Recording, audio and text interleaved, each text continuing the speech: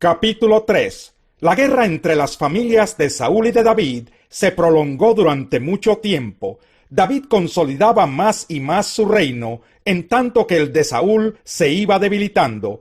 Mientras estuvo en Hebrón, David tuvo los siguientes hijos. Su primogénito fue Amnón, hijo de Ahinoam la Jezreelita. El segundo, Kileab, hijo de Abigail, viuda de Nabal de Carmel. El tercero, Absalón, hijo de Macá, la hija del rey Talmai de Gesur. El cuarto, Adonías, hijo de Hagit. El quinto, Cefatías, hijo de Abital. El sexto, Itreán, hijo de Eglá, que era otra esposa de David. Estos son los hijos que le nacieron a David mientras estuvo en Hebrón. Durante la guerra entre las familias de Saúl y de David, Abner fue consolidando su posición en el reino de Saúl. Aunque Isboset le reclamó a Abner el haberse acostado con Rispa, hija de Ayá, que había sido concubina de Saúl. A Abner le molestó mucho el reclamo, así que replicó: ¿acaso soy un perro de Judá? Hasta el día de hoy me he mantenido fiel a la familia de tu padre Saúl, incluso a sus parientes y amigos, y conste que no te he entregado en manos de David, y ahora me sales con que he cometido una falta con esa mujer. Que Dios me castigue sin piedad si ahora yo no procedo con David conforme a lo que el Señor le juró. Voy a quitarle el reino a la familia de Saúl y a establecer el trono de David sobre Israel y Judá, desde Dan hasta Berseba. Isboset no se atrevió a responderle a Abner ni una sola palabra, pues le tenía miedo. Entonces Abner envió unos mensajeros a decirle a David: ¿a quién le pertenece la tierra sino a usted? Haga un pacto conmigo y yo lo apoyaré para hacer que todo Israel se ponga de su parte. Muy bien, respondió David, haré un pacto contigo, pero con esta condición: cuando vengas a verme, trae contigo a Mical, hija de Saúl, de lo contrario no te recibiré. Además, David envió unos mensajeros a decirle a Isboset, hijo de Saúl: devuélveme a mi esposa Mical, por la que di a cambio 100 prepucios de filisteos. Por tanto, Isboset mandó que se la quitaran a Paltiel, hijo de Lais, que era su esposo. Pero Paltiel se fue tras ella, llorando por todo el camino hasta llegar a Bahurín. Allí Abner le ordenó que regresara, y Paltiel obedeció. Luego Abner habló con los ancianos de Israel. Hace tiempo que ustedes quieren hacer rey a David, les dijo. Ya pueden hacerlo, pues el Señor le ha prometido: por medio de ti, que eres mi siervo, libraré a mi pueblo Israel del poder de los filisteos y de todos sus enemigos. Abner habló también con los de Benjamín, y más tarde fue a Hebrón para contarle a David todo lo que Israel y la tribu de Benjamín deseaban hacer. Cuando Abner llegó a Hebrón, David preparó un banquete para él y los 20 hombres que lo acompañaban. Allí Abner le propuso a David: permítame su majestad convocar a todo Israel para que hagan un pacto con usted, y así su reino se extenderá a su gusto. Con esto David despidió a Abner, y éste se fue tranquilo. Ahora bien, los soldados de David regresaban con Joab de una de sus campañas, y traían un gran botín. Abner ya no estaba con David en Hebrón, pues David lo había despedido, y él se había ido tranquilo. Cuando llegó Joab con la tropa que lo acompañaba, le notificaron que Abner, hijo de Ner, había visitado al rey, y que el rey lo había dejado ir en paz. Por tanto, Joab fue a ver al rey y le dijo: así que Abner vino a ver a su majestad, ¿y cómo se le ocurre dejar que se vaya tal como vino? Ya su majestad lo conoce. Lo más seguro es que haya venido con engaño para averiguar qué planes tiene usted, y para enterarse de todo lo que usted está haciendo. En cuanto Joab salió de hablar con David, envió mensajeros tras Abner, los cuales lo hicieron volver del pozo de Sira. Pero de esto Joab no le dijo nada a David. Cuando Abner regresó a Hebrón, Joab lo llevó aparte a la entrada de la ciudad, como para hablar con él en privado. Allí lo apuñaló en el vientre, y Abner murió. Así Joab se vengó de la muerte de su hermano Asael. Algún tiempo después, David se enteró de esto y declaró: hago constar ante el Señor que mi reino y yo somos totalmente inocentes de la muerte de Abner, hijo de Ner.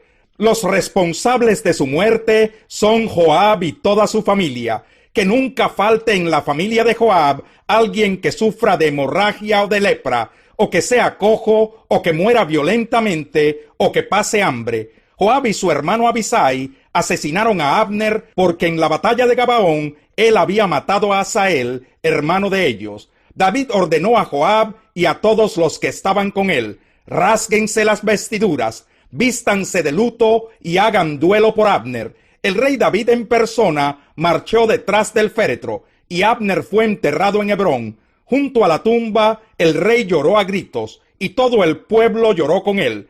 Entonces el rey compuso este lamento por Abner: ¿por qué tenía que morir Abner como mueren los canallas? No tenías atadas las manos, ni te habían encadenado los pies. Caíste como el que cae en manos de criminales. Y el pueblo lloró aún más. Todos se acercaron a David y le rogaron que comiera algo mientras todavía era de día. Pero él hizo este juramento: que Dios me castigue sin piedad si pruebo pan o algún otro alimento antes de que se ponga el sol. La gente prestó atención y a todos les pareció bien.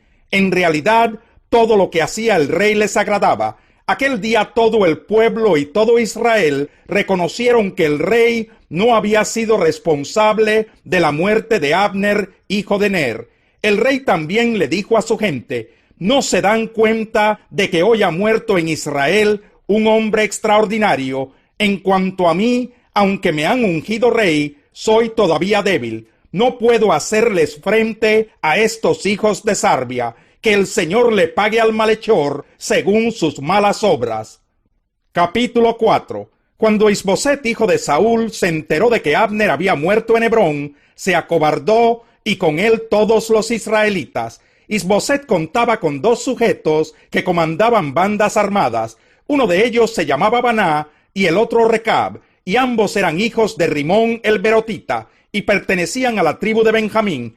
Berot se consideraba parte de Benjamín, pues los habitantes de Berot se habían refugiado en Gitayim, donde hasta la fecha residen. Por otra parte, Jonatán, hijo de Saúl, tenía un hijo de 5 años llamado Mefiboset, que estaba tullido. Resulta que cuando de Jezreel llegó la noticia de la muerte de Saúl y Jonatán, su nodriza lo cargó para huir, pero con el apuro se le cayó y por eso quedó cojo.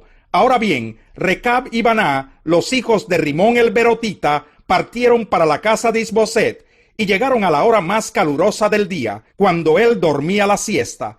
Con el pretexto de sacar un poco de trigo, Recab y su hermano Baná entraron al interior de la casa y allí mismo lo apuñalaron en el vientre. Después de eso escaparon. Se habían metido en la casa mientras Isboset estaba en la alcoba, acostado en su cama. Lo mataron a puñaladas y luego le cortaron la cabeza y se la llevaron. Caminaron toda la noche por el Arabá y al llegar a Hebrón le entregaron a David la cabeza de Isboset, diciendo: «Mire su majestad, aquí le traemos la cabeza de Isboset, hijo de su enemigo Saúl, que intentó matarlo a usted. El Señor ha vengado hoy a su majestad por lo que Saúl y su descendencia le hicieron».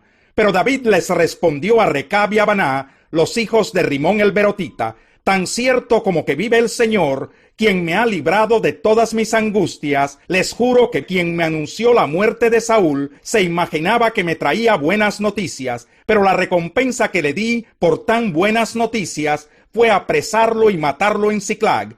Y con mayor razón castigaré a los malvados que han dado muerte a un inocente mientras éste dormía en su propia cama. ¿Acaso no voy a vengar su muerte exterminándolos a ustedes de la tierra?». Entonces David les ordenó a sus soldados que los mataran, y que además les cortaran las manos y los pies, y colgaran sus cuerpos junto al estanque de Hebrón. En cambio, la cabeza de Isboset la enterraron en Hebrón, en el sepulcro de Abner. Salmo 7. Sálvame, Señor mi Dios, porque en ti busco refugio. Líbrame de todos mis perseguidores. De lo contrario, me devorarán como leones, me despedazarán y no habrá quien me libre. Señor mi Dios, ¿qué es lo que he hecho? ¿Qué mal he cometido? Si le he hecho daño a mi amigo, si he despojado sin razón al que me oprime, entonces que mi enemigo me persiga y me alcance, que me haga morder el polvo y arrastre mi honra por los suelos.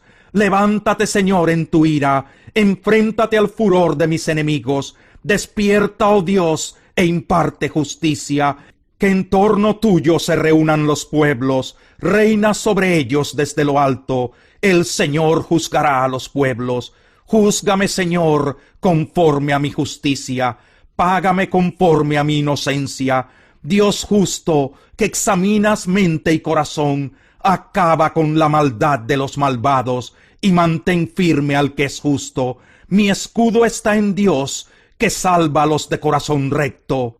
Dios es un juez justo, un Dios que en todo tiempo manifiesta su enojo. Si el malvado no se arrepiente, Dios afilará la espada y tensará el arco. Ya ha preparado sus mortíferas armas, ya tiene listas sus llameantes saetas. Miren al preñado de maldad, concibió iniquidad y parirá mentira. Cavó una fosa y la ahondó, y en esa misma fosa caerá. Su iniquidad se volverá contra él, su violencia recaerá sobre su cabeza.